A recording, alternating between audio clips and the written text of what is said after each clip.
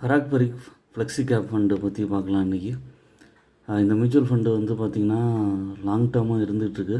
தொடர்ந்து நல்ல ரிட்டர்ன் கொடுத்துருக்கு. 1 இயர் ரிட்டர்னாக 12.77%, 3 இயர்ஸ் ரிட்டர்னாக 23% கொடுத்துருக்கு, 5 இயர்ஸ் ரிட்டர்னாக 27% கொடுத்துருக்கு.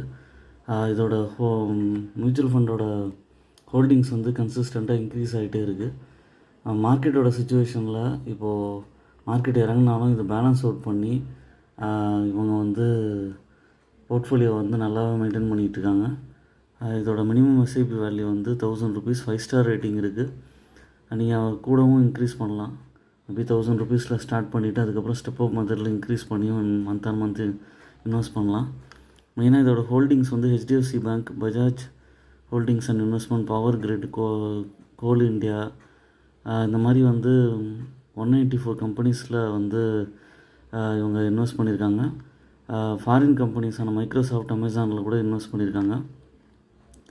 ஹோல்டிங் அனாலிசிஸில் ஈக்விட்டியில் 75%, டெப்ட்டில் 22%, கேஷில் 22.1%, ரியல் எஸ்டேட்டில் 0.4% பிரித்து இவங்க வந்து இன்வெஸ்ட் பண்ணியிருக்காங்க. அது ஒரு நல்ல விஷயம். ஈக்விட்டி செக்டர் அனாலிசிஸில் financial, technology, consumer, discretionary, materials, energy utilities, consumer staples, health care, industrials எல்லாத்துலேயும் பிரித்து இன்வெஸ்ட் பண்ணியிருக்காங்க. மெயினாக ஃபினான்ஷியலில் கூட இன்வெஸ்ட் பண்ணியிருக்காங்க.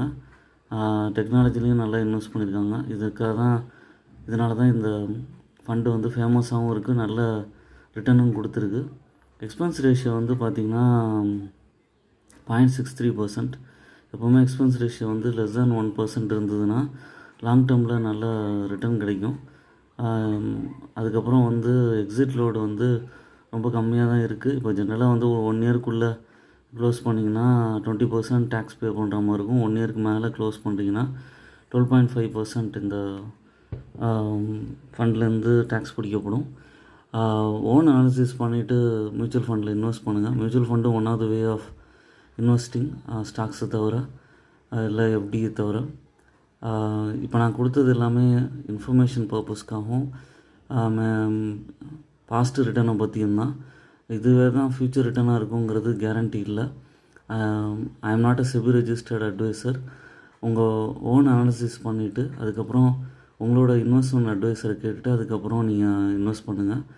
என்னோடய சேனலை சப்ஸ்கிரைப் பண்ணுங்கள், லைக் பண்ணுங்கள், எல்லா வீடியோஸும் தொடர்ந்து பாருங்கள். வியூஸ் இன்க்ரீஸ் ஆகும்போதும் சப்ஸ்கிரிப்ஷன் இன்க்ரீஸ் ஆகும்போதும் எனக்கு கொஞ்சம் என்கரேஜ்மெண்ட்டாக இருக்கும்.